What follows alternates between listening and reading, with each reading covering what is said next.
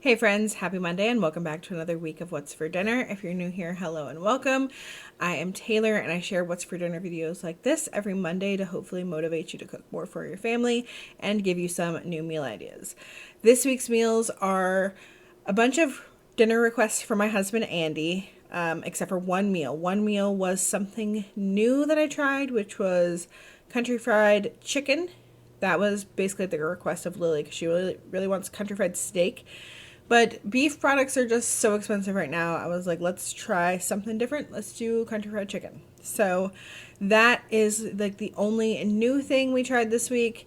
Just lots of family favorites and simple things this week. So let's go ahead and get into it.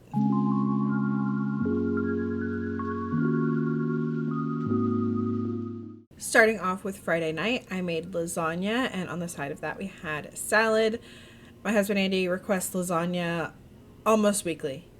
I feel like every week or so he's like, lasagna, and I'm like, no, I'm not making lasagna. No, because I just don't feel like taking the time to do it. Sometimes it's just like, a whole process, like layering it, and then you have to wait like an hour for it to bake. But I have shown before here on my channel how I make my lasagna, so I didn't show that step by step this week, but I will link down below a video where I made it step by step so y'all can see how I do that. I like to use cottage cheese instead of ricotta in my lasagna, and it is delicious. Saturday was a very simple meal of just some grilled chicken that I seasoned up with some Tony's grill seasoning and cooked on my Cuisinart griddler. And then I roasted some potatoes in the air fryer, and then we had a bag of steamed broccoli. And then there was various dipping sauces for everybody. I think me and Andy used the jalapeno ketchup that we have. Lily, I think, did Polynesian sauce because that's one of the only sauces that she likes. And I think Elijah might have done ketchup and barbecue sauce, if I remember correctly. But yeah, that was a simple and easy dinner. The next meal was tuna casserole. This is another meal that my family would literally eat weekly if I made it weekly. They love tuna, Andy especially. He eats tuna packets like very often. He would eat one every single day if I hadn't told him that too much tuna can be too much mercury. But yeah, tuna casserole. This has its own recipe video on my channel, but I have been doubling it lately because my kids are growing. They're getting bigger. They're eating more. And we like leftovers. So we always do that with a can of peas on the side. And that is a staple in our house. Monday night we had the chicken fried chicken or country fried chicken, whatever you want to call it. I think the recipe called it chicken fried chicken. It's the same dang thing. So I'm starting off here and I'm adding some buttermilk to a bowl with some salt and pepper. I'm going to give that a good whisk, get it all combined, and then I'm going to add in my chicken. I did 2 chicken breasts that I sliced in half horizontally, but usually I would just slice them in half, but I didn't slice them in half. I sliced them in thirds because I didn't feel like taking the halves and pounding them out and making them even thinner. So I just cut them really thin. So I ended up with 6 thin pieces of chicken. And I put those in the buttermilk and let them sit for about 30 minutes. And while they were sitting, I started preparing my flour mixture, which is 1.5 cups of flour, some black pepper, salt, paprika, cayenne pepper, onion powder, baking soda, and baking powder. The full recipe will be linked down below, so you can go check that out and get all of the exact measurements. I whisked that together and then set that to the side. And then I went back to my chicken, and I'm going to take the chicken out of the bowl and just lay it on a little tray. And then in that bowl of buttermilk, I'm going to whisk in 1 egg.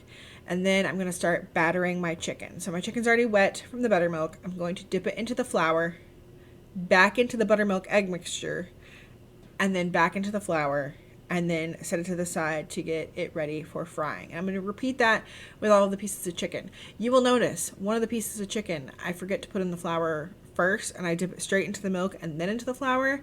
And I should not have done that. I didn't even realize it till watching this back. But it makes sense because one of the pieces of chicken, the breading just did not stick to it very well. And that was probably that piece of chicken that I didn't coat right. So make sure you do flour, buttermilk egg mixture, back into the flour, and then on your pan, getting ready to fry. And then in my large cast iron skillet, the biggest one I have, I think it's 13 inches or bigger, I've heated up some oil. think about an inch of oil is what I have in my pan. And once it was hot, I started adding in my chicken. I'm not going to be able to cook them all at once. I did 3. Depending on your pan size, you might be only able to do 1 piece of chicken at a time. And I cooked them for 5 minutes. Then I flipped them over, cooked them for another 5 minutes. For me, then they were the perfect internal temperature. So then I removed them to a sheet pan that had a like cooling rack on it. And then the oil could like drip off of them and be at the bottom of the pan so they're not getting soggy. And then I stuck those ones that I've already cooked into the oven on that baking pan on like 300 just to keep them warm while I worked on the rest of the chicken. And then I also made some green beans to go with this. I made some Instant Pot mashed potatoes. I can leave that recipe down below.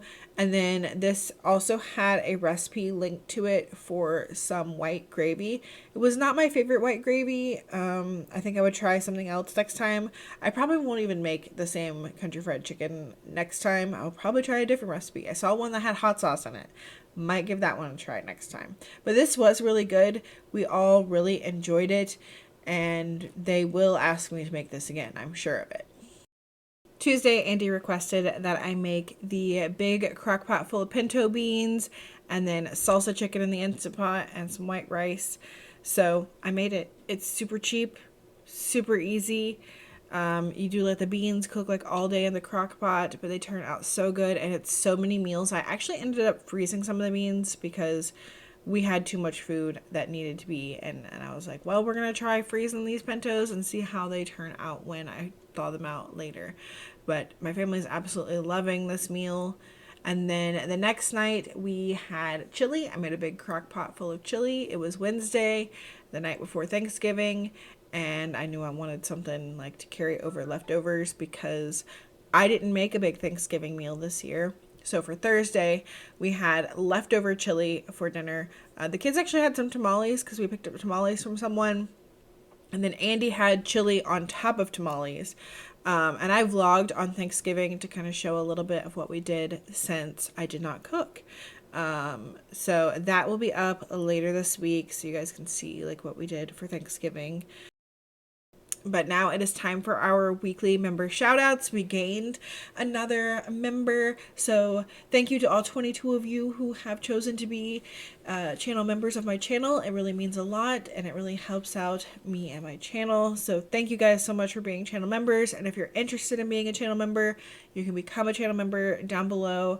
You should see a join button and you can join for $1.99 and you get some little perks like the weekly member shout outs at the end of the What's for Dinner videos, and then that also helps me out. So thank you guys so much, and that is going to be it for this week's What's for Dinner. If you plan on trying any of these meals, let me know in the comments down below. Also let me know if you guys did anything for Thanksgiving.